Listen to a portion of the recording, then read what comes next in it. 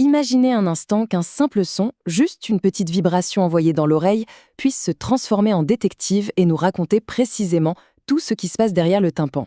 C'est un peu fou, non? Eh bien, plongeons ensemble dans la physique qui se cache derrière ce test auditif super courant. Alors la vraie question, c'est celle-là.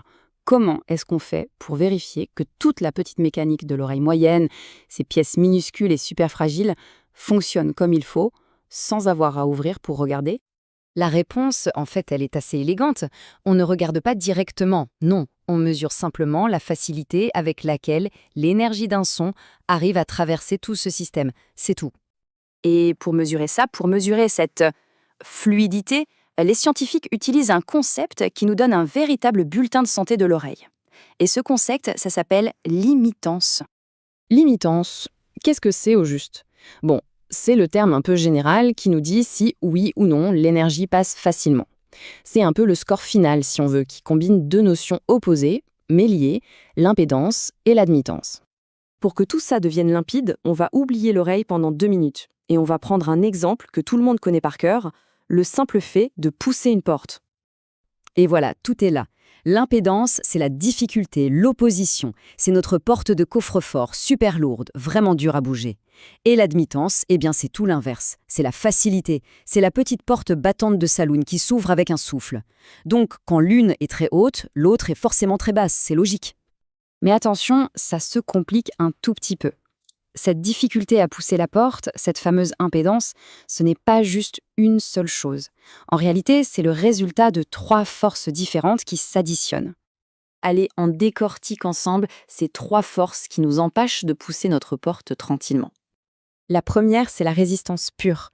Pensez simplement aux gonds d'une vieille porte qui sont tout rouillés. Ça frotte, ça grince.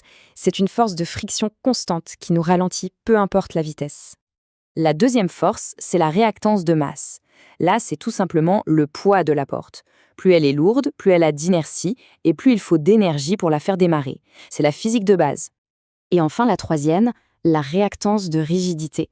Pour celle-là, imaginez un de ces gros ressorts ferme-porte qui essaie toujours de ramener la porte à sa position fermée. On doit lutter contre ce ressort pour l'ouvrir. C'est une force de rappel. Et c'est là que ça devient vraiment passionnant. Parce que l'importance de ces 3 forces, elle change complètement selon la vitesse à laquelle on essaye de bouger la porte. Et en acoustique, cette vitesse, c'est la fréquence du son. Réfléchissons-y une seconde. Si on essaie de faire vibrer une porte très lourde, très vite, comme le ferait un son aigu, son poids, son inertie va devenir notre principal problème. La masse déteste les mouvements rapides. Mais à l'inverse, avec ces mêmes vibrations très rapides, le ressort du ferme-porte, lui, il n'a quasiment pas le temps de se tendre et de nous résister. Du coup, la rigidité devient beaucoup moins importante à haute fréquence. Et là, arrive le moment magique. Il existe une fréquence bien précise, le point d'équilibre parfait, où la force de la masse qui freine et la force du ressort qui tire en arrière s'annulent complètement. C'est ce qu'on appelle la fréquence de résonance.